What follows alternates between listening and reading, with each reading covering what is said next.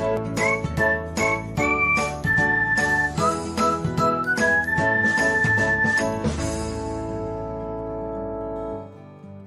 everyone, welcome back to another episode of Technologyglance.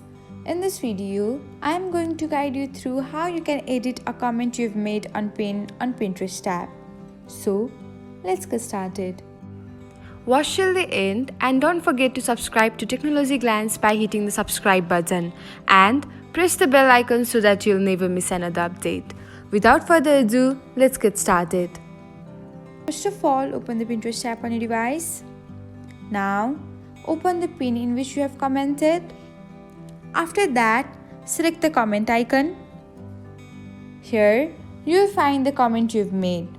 Tap on the three dots icon below your comment and then select the edit button.